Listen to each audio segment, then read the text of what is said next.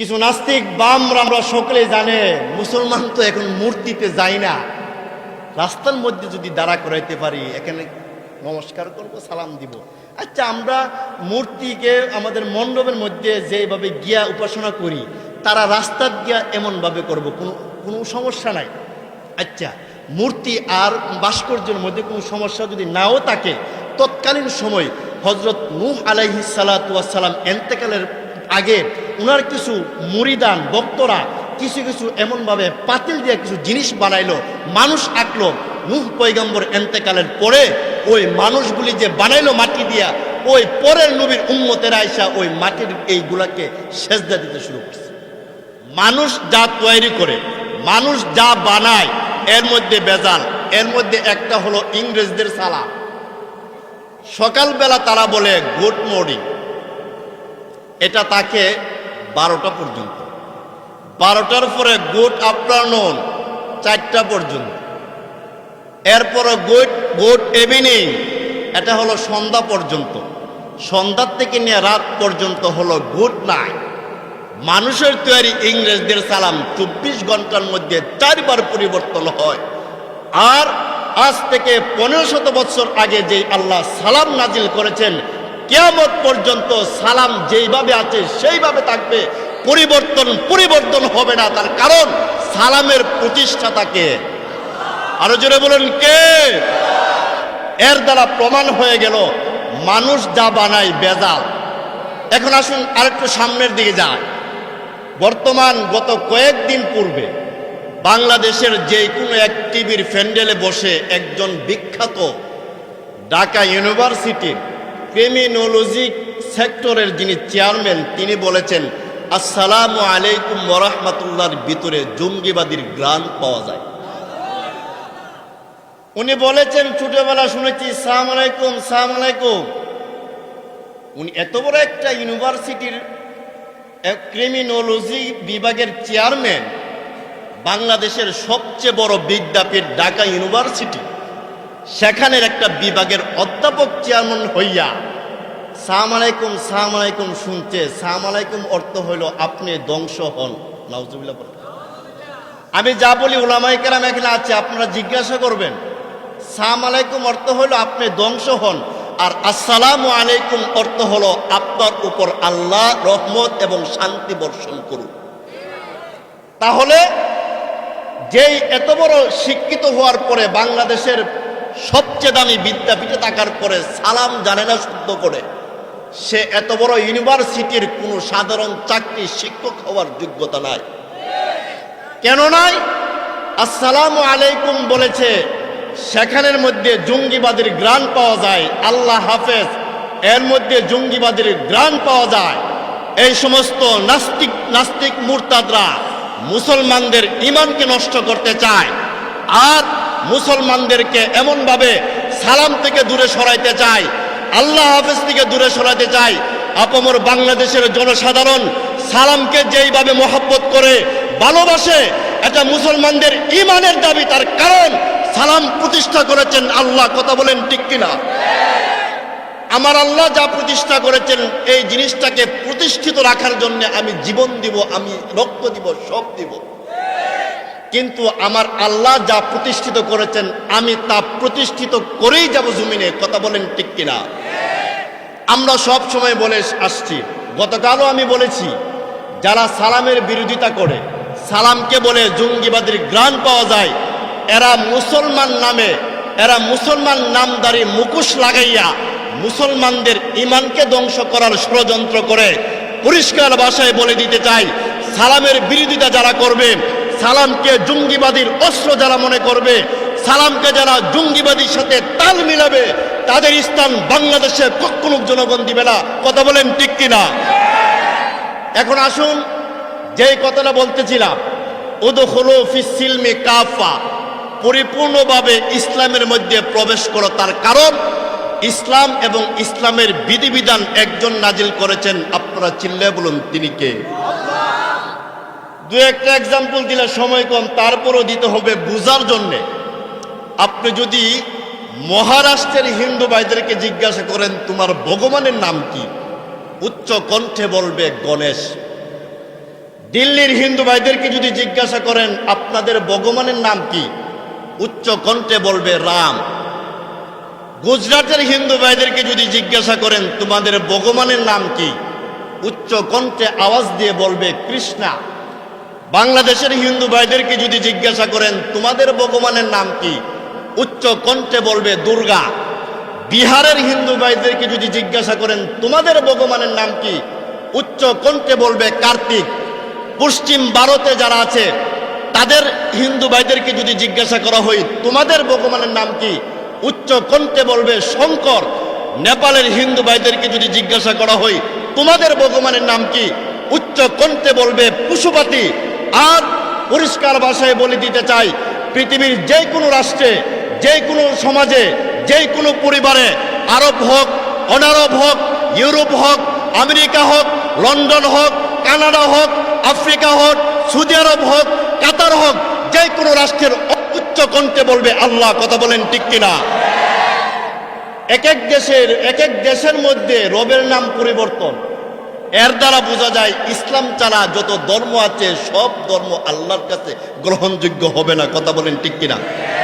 আল্লাহ বলেন وَمَن يَبْتَغِ غَيْرَ الْإِسْلَامِ دِينًا فَلَن يُقْبَلَ مِنْهُ وَهُوَ فِي الْآخِرَةِ مِنَ الْخَاسِرِينَ। আল্লাহ বলেন وَمَن يَبْتَغِ غَيْرَ الْإِسْلَامِ دِينًا, ইসলাম ছাড়া যত ধর্মাবলম্বী ধর্ম পালন করে ফালাই ইউকবালা মিনহু, তারা সারা জীবন ধর্ম পালন করতে পারে, তাদের ধর্ম আমি আল্লাহর কাছে ইঞ্চি পরিমাণও দাম নাই।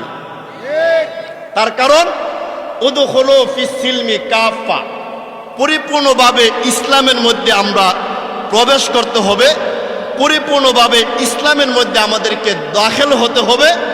আর হইলে আমাদের জন্য আল্লাহর তৈরি জান্নাত কে নাজিল করে রেখেছেন? আল্লাহ।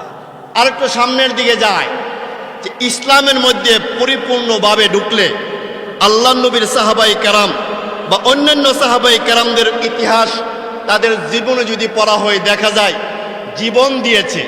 হযরত সুমাইয়া রাদিয়াল্লাহু তাআলা আনহা উনার লজ্জাস্থানের মধ্যে বর্ষা মেরে দিয়েছে আর বলে দিয়েছে আব্দুল্লাহর ছেলে মুহাম্মদের ধর্ম ছেড়ে দাও। সুমাইয়া বলেছে আল্লাহর কসমকে বলতে পারি আমি রক্তাক্ত হতে পারি, শহীদ হতে পারি, এক মুহূর্তের জন্য আমি আমার কালিমাকে ছাড়তে পারি না। তারা কেমন মুসলমান ছিল আমার বন্ধুগণ, খুব খেয়াল করে বুঝবেন।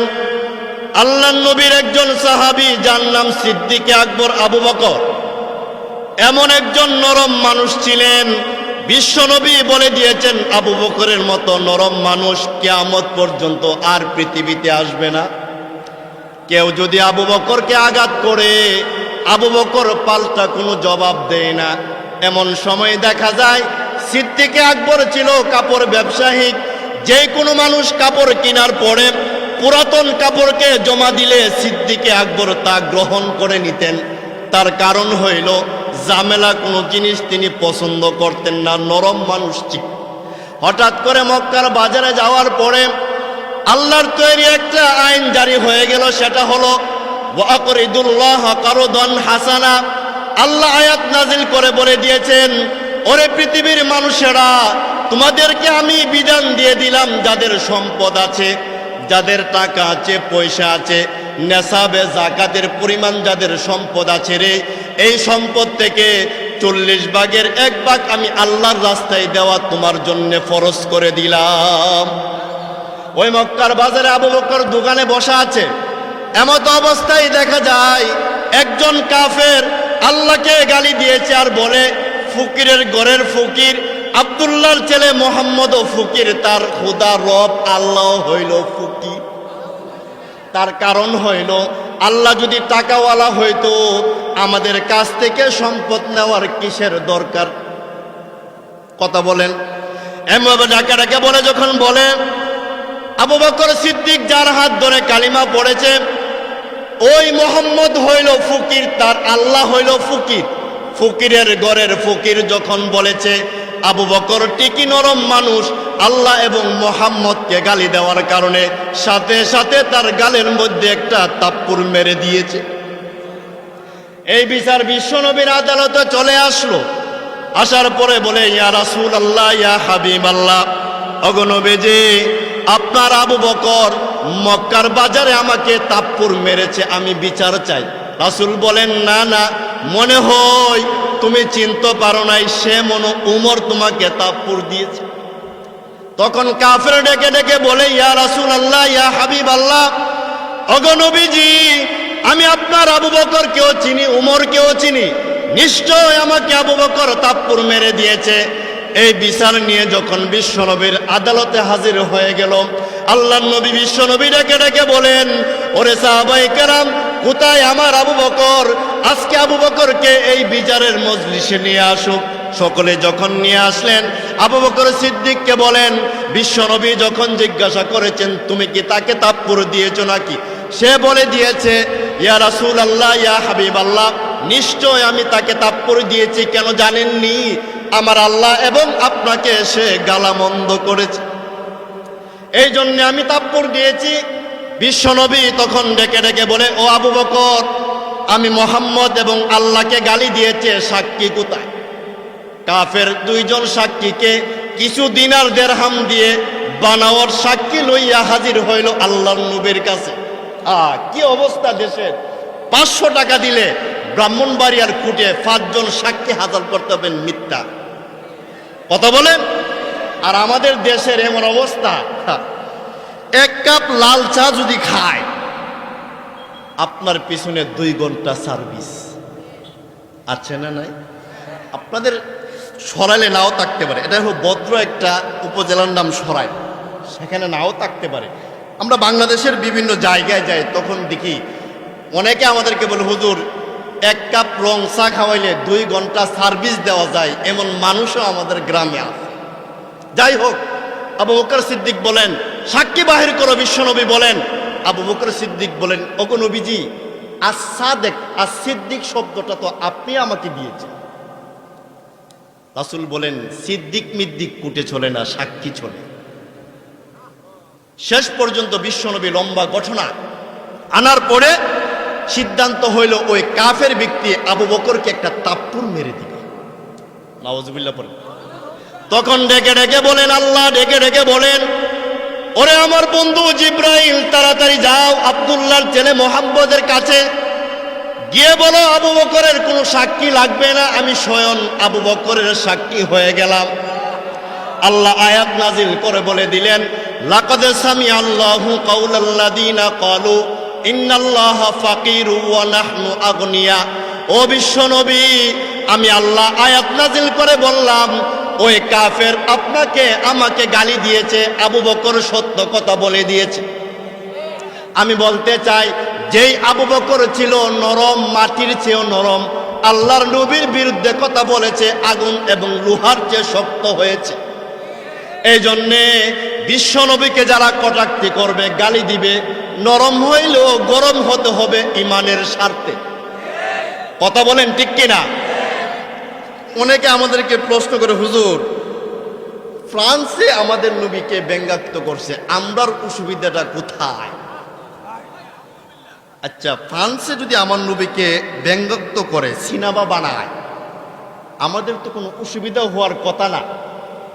তবে আমি মনে করি অসুবিধার কোনো শেষ না, কারণ বিশ্বের যে কোনো ক্ষমতাধর ব্যক্তি আমার নবীকে কটাক্তি করবে, বিশ্বের মুসলমানেরা ফ্রান্সকে দেখিয়ে দিয়েছে, যত বড় শক্তি সাহস, যত বড় এমনভাবে পাওয়ারফুল রাষ্ট্র হোক না কেন, মুসলমানরা বুইরা আঙ্গুল দিয়ে তাদেরকে গণার টাইম নাই। কথা বলেন ঠিক কিনা? আমরা যখন ফ্রান্সের পণ্য বয়কট করলাম, শুক্রবার দিনে জুমার বয়ান করতে শুরু করলাম, ফ্রান্সের প্রেসিডেন্ট ম্যাক্রো, ইমানুয়েল ম্যাক্রো একটু নরম হয়েছে। কিন্তু সবচেয়ে আনন্দের বিষয় হলো, সারা পৃথিবীর গবেষক বৈজ্ঞানিকেরা একটা চাষ করেছে, ফ্রান্সের বিপক্ষে সবচেয়ে আন্দোলন কোন দেশে হয়েছে। তারা একটা রিপোর্ট দিয়েছে, বাংলাদেশে সবচেয়ে বেশি আন্দোলন হয়েছে ফ্রান্সের বিপক্ষে, বিশ্বনবীর পক্ষে। আর একটু জোরে বলেন। বাংলাদেশের মাটিতে হইল বিশ্বনবীর ইমানের চেতনার মাটি। এই মাটি থেকে আন্দোলন শুরু হয়। যে কোনো রাষ্ট্রের, যে কোনো রাষ্ট্রপ্রধান যত বড় অস্ত্রশীল হোক, শক্তিশালী হোক, টাকাওয়ালা হোক, মুসলমানেরা কখনো বরদাস্ত করবে না। তার কারণ মুসলমান নবীদের মহব্বত করা মুসলমানের ইমানের পাওয়ার। কথা বলেন ঠিক কিনা? আমরা অতীতে বলে আসছি, যে কোনো নেতা নেত্রীকে গালামন্দ করলে তার আইন হয় 24 ঘন্টার ভিতরে অ্যারেস্ট করা হয়। আমরা তার পক্ষে আছি। তার কারণ সম্মানী ব্যক্তিকে কেউ যদি আঘাত করতে চায় তার বিপক্ষে আইন হওয়ার দরকার আছে না নাই? তাও আমার রাষ্ট্রের একজন নেতা নেত্রী যে কোনো একজনকে গালি দিলে 24 ঘন্টার ভিতরে অ্যারেস্ট করে তাকে 5 বছরের এমনভাবে জেলখানাতে রাখা হয়। আমার নবী তো দুনিয়ার কোনো এমপি মন্ত্রীর চেয়ে কম নেতা না। কথা কন? তার কারণ পারিবারিক জীবন, রাষ্ট্রীয় জীবন, সামাজিক জীবন, অর্থনৈতিক জীবন, এমনকি আন্তর্জাতিক জীবন যদি আপনি তালাশ করেন, দেখবেন বিশ্বনবীর চরিত্র ফুলের মতো পবিত্র। নির্বাচন আইলে আবুল কালাম ভাইয়ের চরিত্র ফুলের মতো পবিত্র। আবার কেউ তাকলে রাখবেন না, একটা বললাম আর কি। আচ্ছা, আপনি কি জানেন ওনার চরিত্র ফুলের মতো পবিত্র? আপনি কিভাবে বললেন? আহা, আপনি তো গুনাহগার বলেন। আচ্ছা বলেন, আপনি একটা জিনিস দেখেন নাই, সাক্ষী দিছেন, আপনি কি সত্য সাক্ষী দিয়েছেন না মিথ্যা? ইমুক ভাইয়ের চরিত্র ফুলের মতো পবিত্র যে বললেন, তার চরিত্র সম্পর্কে কি আপনি জানেন? কিভাবে বললেন? ও রং চার বদলা, ভিতরে গেলেই সাইজ। কথা কন? এই জন্য আমরা পরিষ্কার ভাষায় বলে দিতে চাই, এখনো বলি, আমার দেশে যদি একটা আইন পাশ হয়ে যায়, সেই আইনটা হলো আমার নবীকে যারা কটূক্তি করবে, গালি দিবে, সংসদে যদি আইন পাশ হয়ে যায়, কিসের আইন? ফাঁসির ঝুলিতে তাকে দেওয়া হবে। এমনকি শাপলা চত্বর, শাপলার উপর বসাইয়া ক্রস ফায়ার করা হবে। 2-3টা নাস্তিকের এমন শাস্তি হলে আল্লাহর কসম বাংলাদেশের মধ্যে কেউ আমার নবীকে কটূক্তি করবে না। কথা বলেন ঠিক কিনা? আল্লামা আহমদ শফি রহমতুল্লাহি আলাইহি এই আন্দোলন করেছেন। শাইখুল হাদিস আল্লামা আজিজুল হক রহমতুল্লাহি আলাইহি এই আন্দোলন করেছেন। আল্লামা আমিন সাহেব রহমতুল্লাহি আলাইহি এই আন্দোলন করেছেন। পীর সাহেব ফজলুল করিম রহমতুল্লাহি আলাইহি এই আন্দোলন করেছেন। আনসারী সাহেব রহমতুল্লাহি আলাইহি এই আন্দোলন করেছেন। বর্তমানে আমির হেফাজত এমনভাবে জুনায়েদ বাবুনগরী এই আন্দোলন করে যাবেন। আমরা সব সময় বলে আসছি, 2টা আইন পাস করেন, বাংলাদেশের সংসদ থেকে বাংলাদেশের 56,000 বর্গ মাইল মাটি সহ শান্তি হয়ে যাবে। কথা বলেন ঠিক কিনা? যেই দিকে যাইবেন অশান্তি, যেই দিকে যাইবেন। কি 2টা আইন? 1 নম্বর আইন হলো আমার নবীকে যারা গালি দিবে, ফাঁসির আইন আপনারা সংসদে পাশ করেন, কেউ গালি দিবে না। 2 নম্বর হলো কাদিয়ানীদেরকে অমুসলিম ঘোষণা করেন। এই 2টা আইন মুসলমানদের প্রাণের দাবি। যতদিন মুসলমানেরা এই পৃথিবীতে থাকবে, যতদিন রক্ত থাকবে, জীবন থাকবে, শক্ত জীবন দিয়ে হলেও 2টা আইন আমরা পাশ করেই ছাড়বো। তার কারণ এটা ইমানের দাবি। কথা বলেন ঠিক কিনা? এখন আসুন আরেকটা সামনের দিকে যায়। উদখুলু ফিস-সিলমি কাফা, পরিপূর্ণভাবে ইসলামের মধ্যে প্রবেশ করো। আচ্ছা, একটা উদাহরণ দিলে, আপনার একটা পা যদি ঘরের ভিতরে থাকে, আরেকটা পা যদি ঘরের বাহিরে থাকে, তাহলে আপনি কি শান্তিপূর্ণভাবে আছেন না রিক্সে আছেন? তাহলে ইসলামের মধ্যে আপনি ঢুকার পরে যদি আবার যান পূজা, তাহলে আপনি কি বেজাল? কথা কন? রোজো রাহেন, পূজা তো যান, এটা হলো বেজাল মুসলমান। কি মুসলমান? যত নবী রাসূলরা আসছেন, মূর্তির বিরুদ্ধে ওনারা সোচ্চার ভূমিকা রেখেছেন। ইব্রাহিম আলাইহিস সালাতু ওয়াস সালামকে মূর্তির বিরুদ্ধে কথা বলার কারণে আগুনের মধ্যে রেখে দিলেন। তাফসীরের কিতাব আসছে 40 দিন সেই আগুনে তিনি ছিলেন। প্রশ্ন করা হলো, পয়গম্বর ইব্রাহিম, আপনার হায়াত জিন্দেগীর মধ্যে সবচেয়ে আরামের দিন কোন দিন ছিল? আমরা যদি জিজ্ঞাসা করতো, তখন বললাম বাসর রাত্রের দিন ছিল। কথা কন নাকি? উনি বলেছেন, নমরুদ যখন আমাকে আগুনে রেখেছিল, ওই 40 দিন আমি পৃথিবীর মধ্যে সবচেয়ে আরামে ছিলাম। আমার ভাইয়েরা, পয়গম্বর ইব্রাহিম আলাইহিস সালাতু ওয়াস সালাম নমরুদ এবং মূর্তির বিরুদ্ধে কথা বলেছেন। ইব্রাহিম পয়গম্বরের বাবা ছিল মূর্তি বানানোওয়ালা, মূর্তি ব্যবসায়ী। আমরা সকলে জানি আমাদের রাষ্ট্রের মধ্যে একটা আইন আছে, তেল ব্যাপারীর ফুত তেল ব্যাপারী, বাঁশ ব্যাপারীর ছেলেও বাঁশ ব্যাপারী হয়। আমাদের দেশে রীতিটা আছে না না? পয়গম্বর ইব্রাহিমকে যখন দেওয়া হইতো মূর্তি বিক্রি করার জন্যে, ছোটবেলা শিশুবেলা যখন ছিলেন তিনি জানতেন যেটাকে আঘাত করলে এমনভাবে কোনো কথা বলতে পারে না, উল্টায় কোনো আমাকে আঘাত করতে পারে না, এটা তো কোনো রব হতে পারে না শয়তান ছাড়া। পয়গম্বর ইব্রাহিম যখন ডেকে ডেকে বলে, ও বাবা, আপনার প্রেসিডেন্ট নমরুদ যদি আমাকে আগুনে দেয় কোনো সমস্যা নাই। যখন আগুনে নিক্ষেপ করা হলো, জিব্রাইল এসে পয়গম্বর ইব্রাহিমকে বলেন, আমিও কিন্তু আগুন নিবানো ফেরেশতা নিয়ে হাজির। ও পয়গম্বর ইব্রাহিম, আপনার কি প্রয়োজন, কি লাগবে আপনি শুধু বলেন। ইব্রাহিম তখন ডেকে ডেকে বলে, গেট আউট, এখান থেকে চলে যাও। আমি যে আগুনে নিক্ষেপ হব আমার আল্লাহ দেখিনি। বলে, দেখে আমার আল্লাহ যদি দেখে আমি ইব্রাহিম আগুনে জ্বলি, আমাকে যদি না বাঁচায়, আমার আল্লাহ যদি দেখে আমি পয়গম্বর ইব্রাহিম আগুনে জ্বললেই খুশি। কেমন ঈমান ছিল যে আল্লাহ যদি দেখে আমি ইব্রাহিম আগুনে জ্বলতেছি, আমি ইব্রাহিম আগুনে জ্বললেই খুশি। আর আল্লাহ যদি চায় আমাকে বাঁচাইতে, আমি বাচ্চাও খুশি। সুবহানাল্লাহ পড়েন। একটা কথা মনে হলো, আবু জেহেল মক্কার বাজারে সবচেয়ে দাপটশালী ব্যক্তি, হঠাৎ করে একদিন মূর্তি লইয়া, কারণ যারা মূর্তি বানাইতো বা মূর্তির ব্যবসা ছিল তৎকালীন সময় তাদের একটা ব্রেন ছিল, হুবহু মানুষ দিক্কা মূর্তি বানাইতে পারত, এই ব্রেনটা তাদের ছিল। আবু জেহেলের মতো হুবহু কইরা একটা মূর্তি বানাইছে উকাইস বাজারে। আবু জেহেল দিক্কা কয়, এটা আমার দরকার, আমার মতো আমি বিদায় হইল এটা আমার জায়গায় বসতে পারবে, আমার চেয়ার পাবে। নাউজুবিল্লাহ বলে। মক্কার এই বাজার থেকে কিনে আনার পরে একটা গাছের মধ্যে লাইন দিয়ে রাখলেন। এখন যেমন কুকুর আছে, তৎকালীন সময়ে কিন্তু কুকুর ছিল। ওইখানে যখন এমনভাবে রাখলেন একটা গাছের মধ্যে হেলান দিয়া, আবু জেহেলের প্রস্রাব ধরেছে, প্রস্রাব করতে গেছে, আয়সা দেখে মূর্তির মধ্যে কুকুরে প্রস্রাব করতে গেছে। আবু জেহেল বলে, কিরে এত টাকা দিয়ে কিনলাম, আহা, প্রস্রাব দেখা সামনের দিকে চাই, পিছনের দিকে তাকায়, তাকায় বলে কেউ দেখছে না বাচ্চি। আর বলে, কিরে মূর্তি, কুত্তা প্রস্রাব করছে, ইডেই তুই সরাইতে পারলে না, তোরে তো আমি রব মনে করি না, ক্ষমতার চেয়ারের কারণে তোকে রব মনে করি, আমি জানি তুই শয়তান। সুবহানাল্লাহ। আজও আমাদের দেশে কিছু মানুষ আছে, উলামায়ে হক্কানি, উলামায়ে রাব্বানির গার বলে মটকায় দিবে। নাউজুবিল্লাহ কন্যা।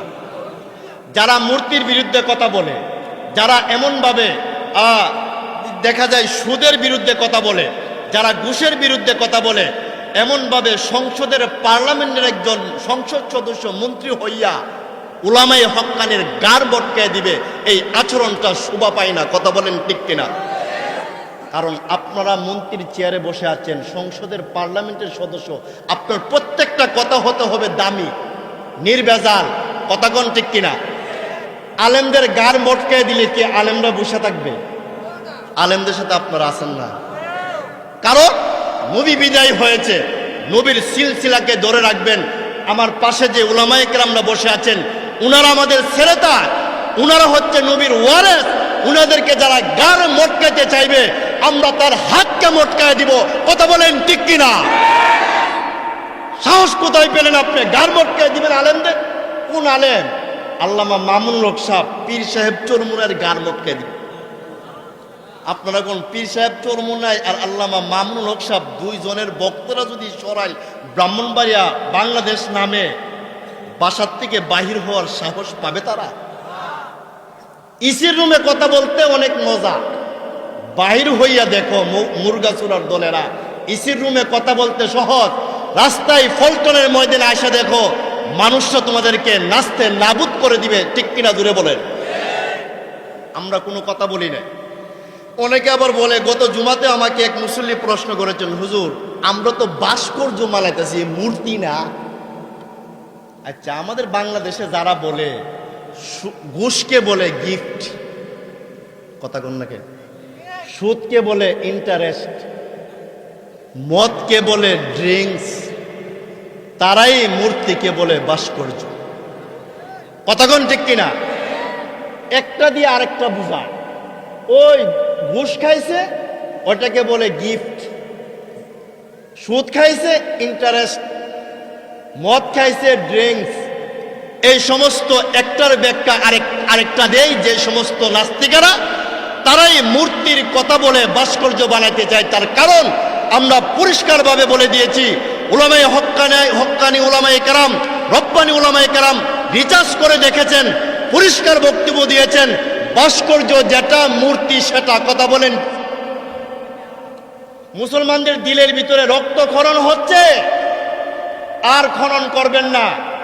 আমরা পরিষ্কার ভাষায় বলি, আরেকদিন বাবরি মসজিদে যে মূর্তি হয়েছে সেখানে আবার আল্লাহর কসমকে বলতে পারি ইমানি তেজনার কারণে আবার বাবরি মসজিদ হবে। কথা বলেন ঠিক কিনা?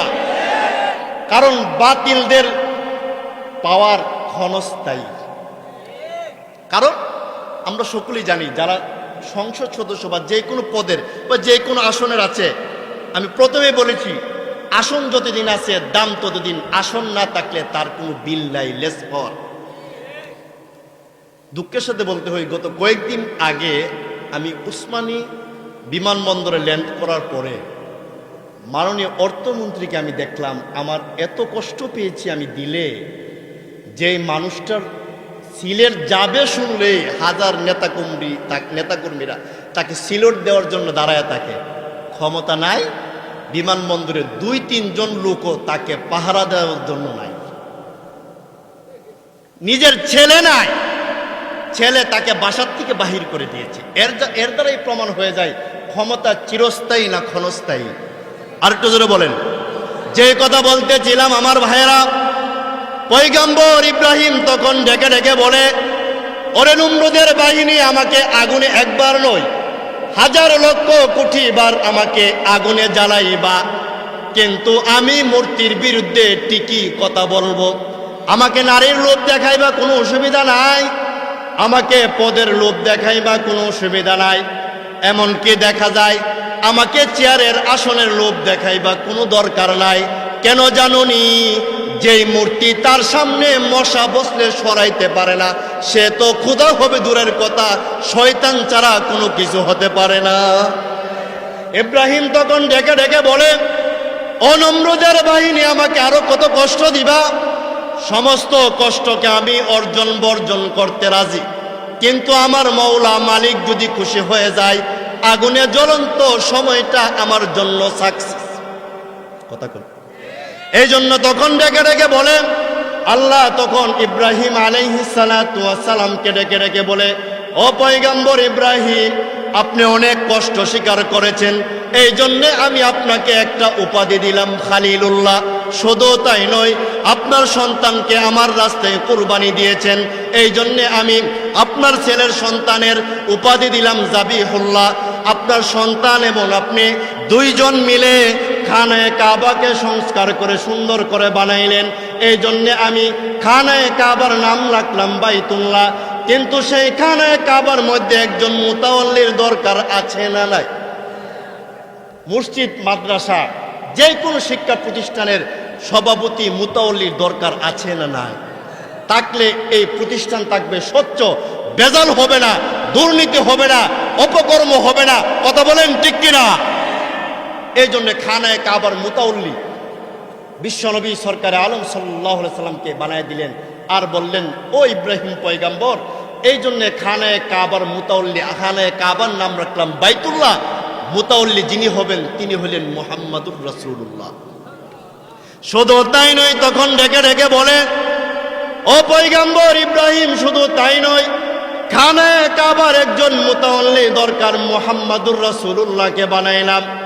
কিন্তু খানায়ে কাবা পরিচালনা গাইডলাইন করতে হলে একটা কিতাবের দরকার আছে না নাই? সেই কিতাবের নাম আমি আল্লাহ রেখে দিলাম কালামুল্লাহ।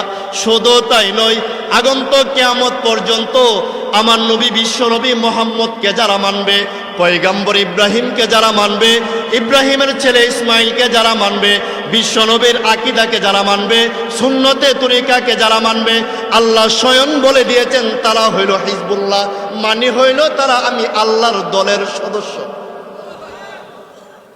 কেউ যদি বলে আপনি হলেন আমার পার্লামেন্টের সদস্য, তাহলে আজকে রাত্রে কমসে কম আপনার গুম হওয়ার কথা না। কথা বলেন না কেন? যে কোনো একজন আজকের সরাইলের যে কোনো একজনকে যদি প্রাইম মিনিস্টার বলে আজকাল থেকে আপনি আমার পার্লামেন্টের একজন সদস্য, আমার মনে হয় ওই মানুষটার রাত্রে ঘুম না হওয়ারই কথা। যে আল্লাহ বলেছেন আপনি হইলেন আমার দলের একজন সদস্য, মানে হইল জান্নাতের সদস্য, আমরা খুশি না বেজার?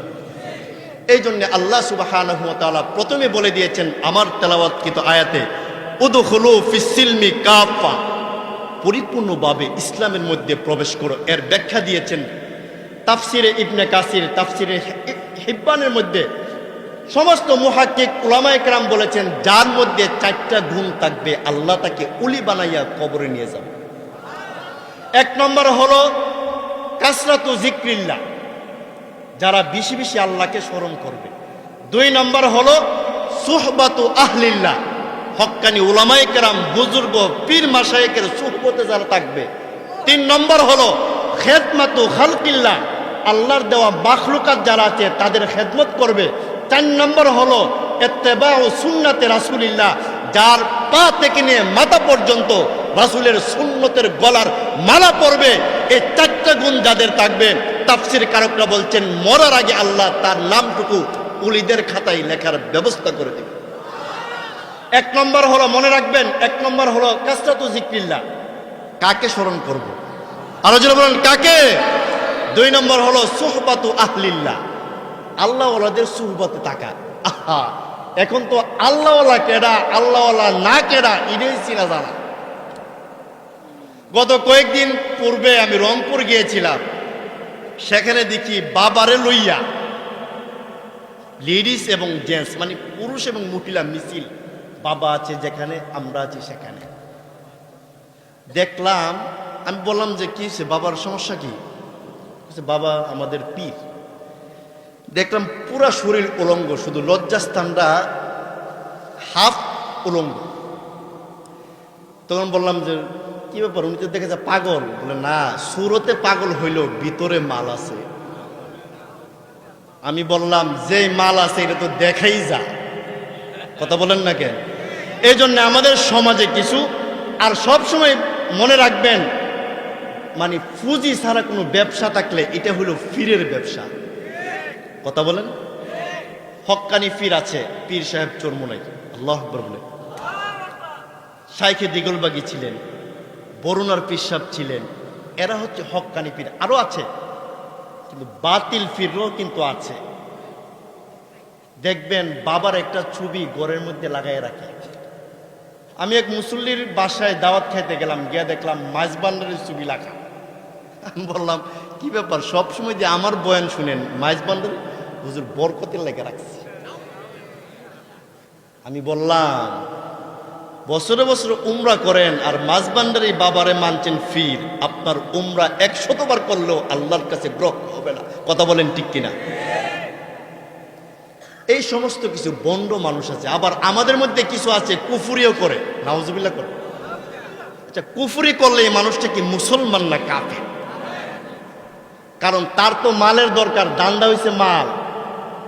এই জন্যে আমরা পরিষ্কার ভাষায় বলে দিতে চাই, মাইজবান্ডার, রাজারবাগ, কুতুববাগ, আটরশি, চন্দ্রপুরী, বাগে মদিনা সহ যত মদিনা, আটরশি, চন্দ্রপুরী আছে, হক্কানি পীর হতে পারে না, বাতিল পীর। এদের মুরিদ যারা হবে, তখন দেখা যায় তাদের মুরিদদের অনেকেই দেখা যায় দাঁড়ায়া প্রস্রাব করে। আমি কই যেই মুরিদের, যেই পীরের মুরিদ দাঁড়ায়া প্রস্রাব করে, ওই পীরে আইটা আইটা প্রস্রাব করে। নামাজ পড়ে না, নামাজ কিছু দরকার, বাবই তো নিব, বাবার তো খবর নাই। আমরা পরিষ্কার ভাষায় বলে দিতে চাই, হক্কানি পীরদের দরজা খোলা আছে, সেখানে যাবেন, ইহদিনাস সিরাতাল মুস্তাকিমের রাস্তা পাবেন। বাতিল পীরদের কাছে যাবেন, ঈমান হারা হইয়া, কাফের হইয়া কবরে যেতে হবে।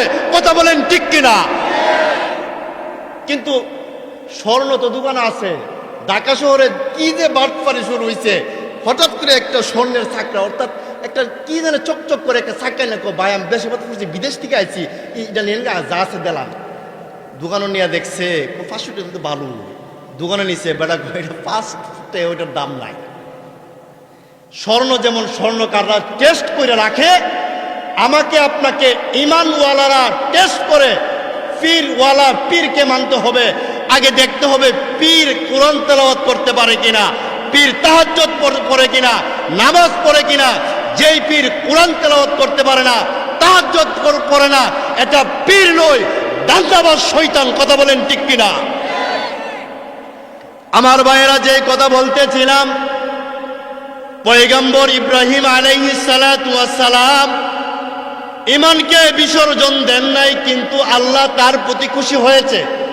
কিয়ামত পর্যন্ত বলে দিয়েছেন মিল্লাতা আবিকুম ইব্রাহিম। ও পৃথিবীর মানুষেরা, পয়গম্বর ইব্রাহিমের চেতনার কারণে তোমাদের সকলের জন্য জাতির পিতা ইব্রাহিমকে বানায়া দিলাম। জাতির পিতা ইব্রাহিম আলাইহিস সালাতু ওয়াস সালাম বানায়া দিলেন মিল্লাতা আবিকুম ইব্রাহিম। এই কথাটা কার? আরো জোরে বলুন কার? আল্লাহ। শুধু তাই নয়, অনেক সময় দেখবেন ভুলায় গত বছর নবীর বিরুদ্ধে কথা বলেছে, 7 জন তাজা রক্তওয়ালা তার জীবন দিয়ে শহীদ হয়েছে। কারণ আমরা ঈমান গ্রহণ করেছি, রক্ত দিতে জানি, প্রতিশোধ গ্রহণ করতে জানি।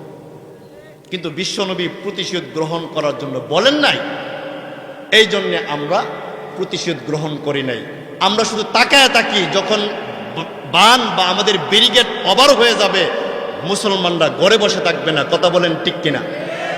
গত কয়েকদিন ধরে নিশ্চয়ই আপনারা জানেন, টিভি, ফেসবুক, মিডিয়াতে আসছে, উলামায়ে কেরামের বিপক্ষে একটা মঞ্চ বাইর হয়েছে, মুক্তির যুদ্ধ মঞ্চ। এরা বলতেছে হেফাজতের 2 গালে জুতা মারো তালে তালে, পীর সাহেব চরমুনার 2 গালে জুতা মারো তালে তালে। মিছিলটা করে কোন সময় জানেননি? রাত্রে 3টার পরে। ওই বেয়াদবের বাচ্চারা বলি, তুই 10টার থেকে সকাল 4টার ভিতরে ফিরত যাওয়ার কোনো সুযোগ নাই। কথা বলেন ঠিক কিনা? আপনারা বলেন, হেফাজতে ইসলামে যারা আছে তারা হচ্ছে আমাদের ছেড়েতাজ মুরব্বী আল্লাহওয়ালা।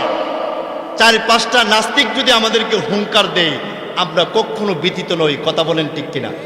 আমরা সরকারকে উচিতও বলেছি, এখনো বলি, ওই সমস্ত নাস্তিকদেরকে গ্রেফতার করুন। শান্তিপূর্ণ দেশকে অশান্তি বানাতে চায় যারা, তারা রাষ্ট্রের শত্রু, দেশের শত্রু, মুসলমানের দুশ্মন। কথা বলেন ঠিক কিনা?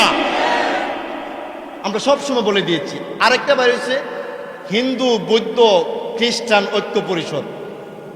এরা আবার আরেকটা নাম দিছে হেফাজত, এবং যারা আহলে হক উলামায়ে কেরাম আছে এদেরকে গ্রেফতারের দাবি জানাইছে, 72 ঘন্টার আলটিমেটাম দিছে। আচ্ছা, আপনারা বলেন, যে কোনো একজন আলেমকে যদি কেউ যে কোনোভাবে ষড়যন্ত্রমূলক কেউ যদি গ্রেফতার করে, আমি আর আপনি কি ঘরে বসে থাকবো?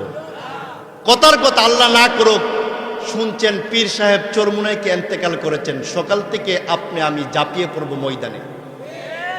অনেক সময় দেখা যায় অনেক প্রশাসন বাইরেও বলে উলামায়ে কেরাম মানুষকে বিশৃঙ্খল বক্তব্য দেয়।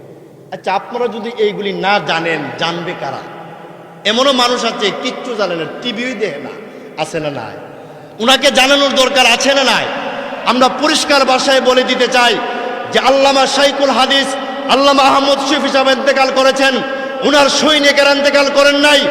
আল্লামা শাইখুল হাদিস আজিজুল ইসলাম সাহেব ইন্তেকাল করেছেন, উনার মুরিদান সকলে মরে যায় নাই।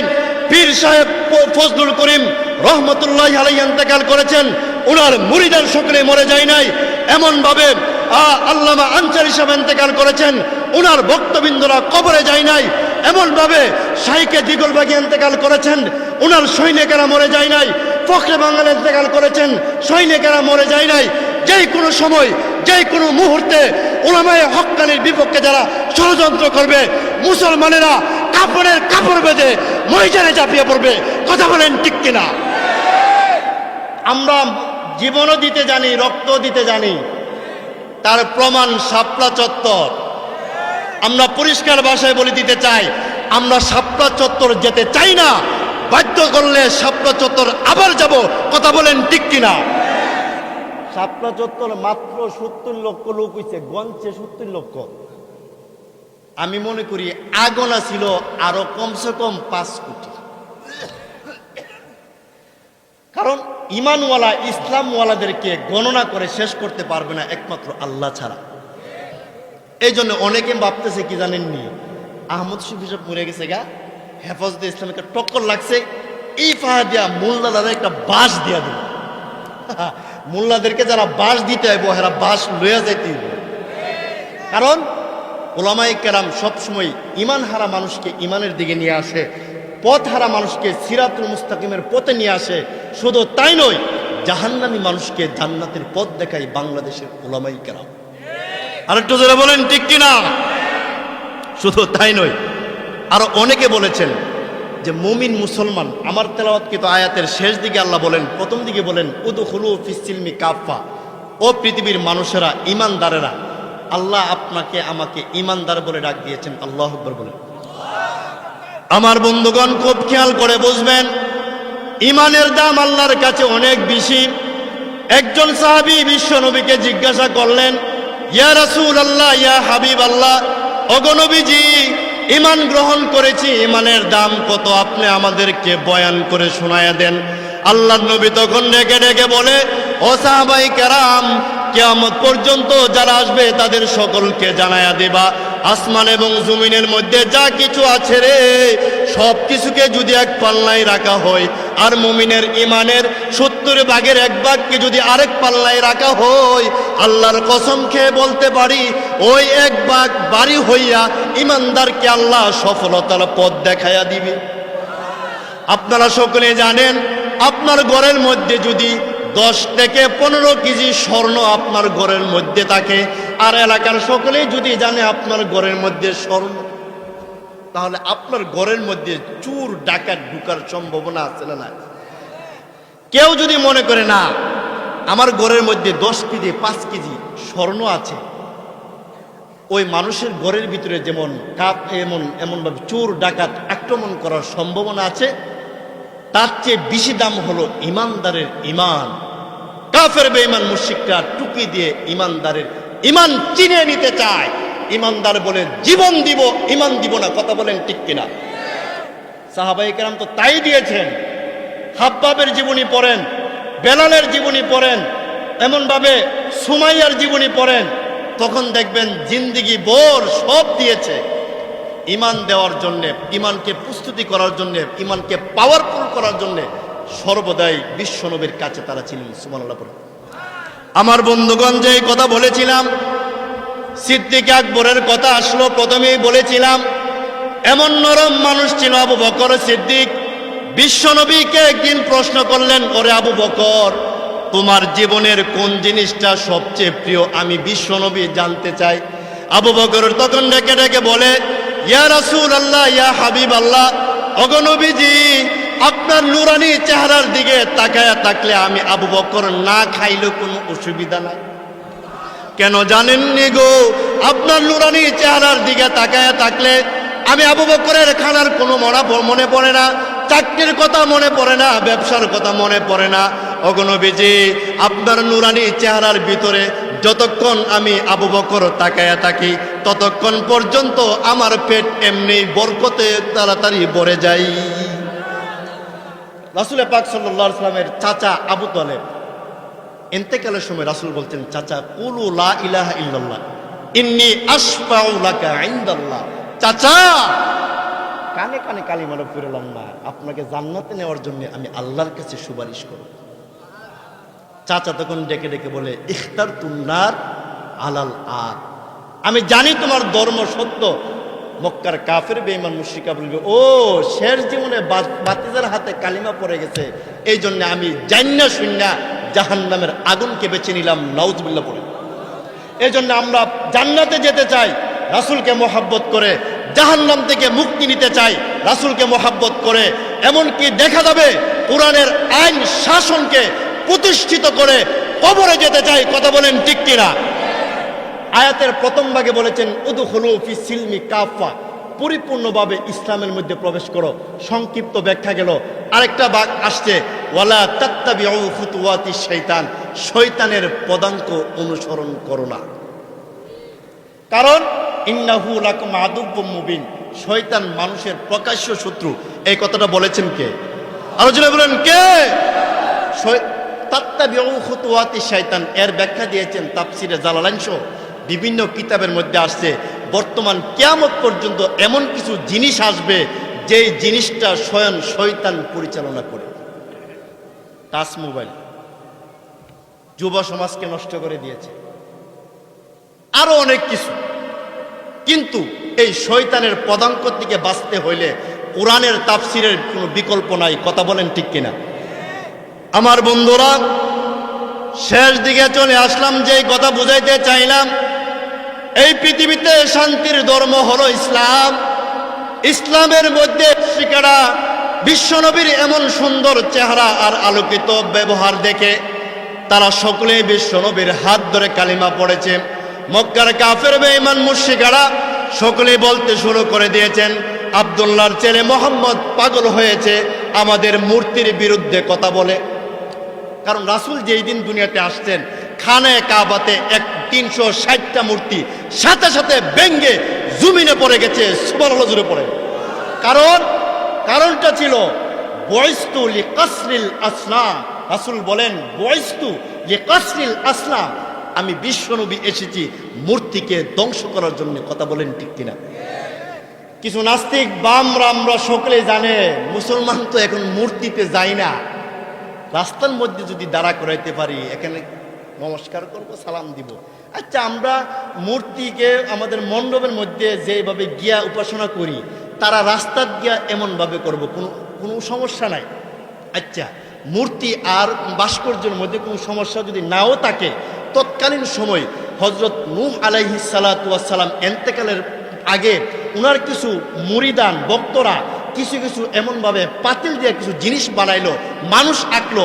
নূহ পয়গম্বর ইন্তেকালের পরে ওই মানুষগুলি যে বানাইলো মাটি দিয়া, ওই পরের নবীর উম্মতেরা আইসা ওই মাটির এইগুলাকে সেজদা দিতে শুরু করছে।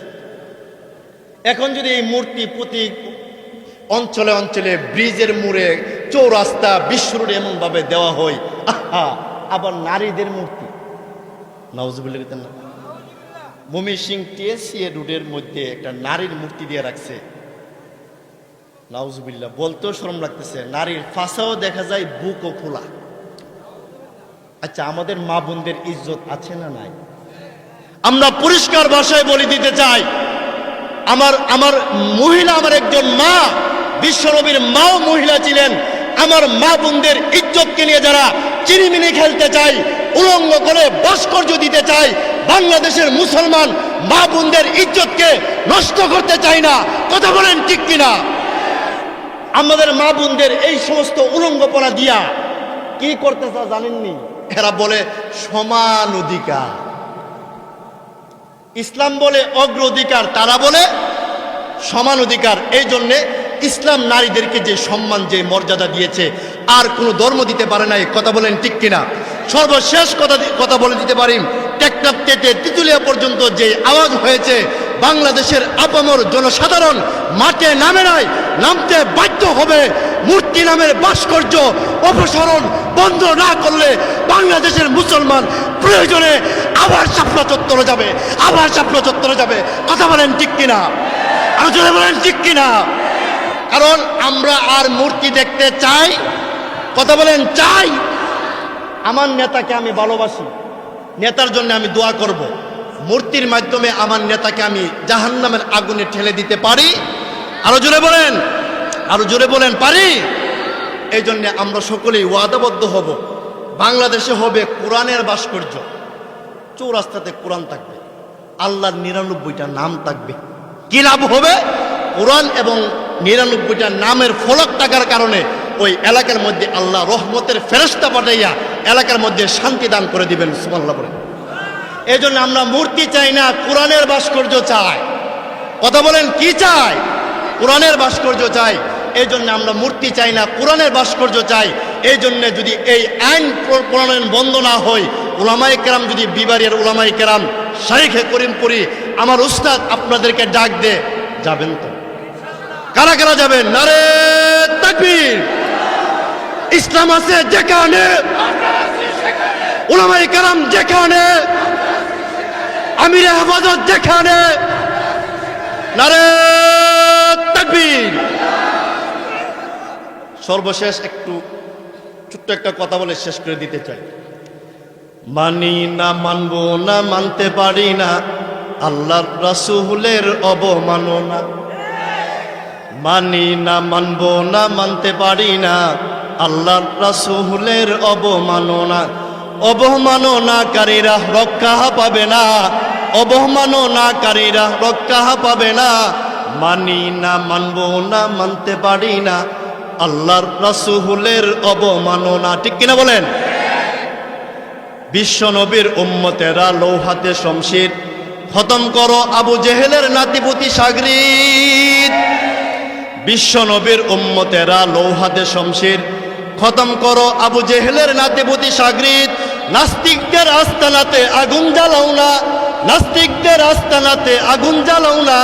মানি না, মানবো না, মানতে পারি না আল্লাহর রাসূলের অবমাননা। ঠিক কিনা? বাংলার বীর মুসলমান জেগে উঠেছে, লেজ গুটিয়ে নাস্তিকদের পালাতে হবে। বাংলার বীর মুসলমান জেগে উঠেছে, লেজ গুটিয়ে নাস্তিকদের পালাতে হবে। নইলে তাদের আজই হবে কবর রচনা, নইলে তাদের আজই হবে কবর রচনা। মানি না, মানবো না, মানতে পারি না আল্লাহর রাসূলের অবমাননা। কতক্ষণ? বিশ্ব নবীর ব্যঙ্গ করে বানাইলো সিনেমা। নাউজুবিল্লাহ। বিশ্ব নবীর ব্যঙ্গ করে বানাইলো সিনেমা, তারই জন্য দায়ী থাকবে মেক্রু ওবামা। বিশ্ব নবীর ব্যঙ্গ করে বানাইলো সিনেমা, তারই জন্য দায়ী থাকবে ট্রাম্প ওবামা।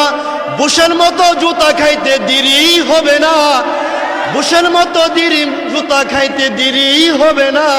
মানি না, মানবো না, মানতে পারি না আল্লাহর রাসূলের অবমাননা। মানি না, মানবো না, মানতে পারি না আল্লাহর রাসূলের অবমাননা। কথা বলেন ঠিক কিনা?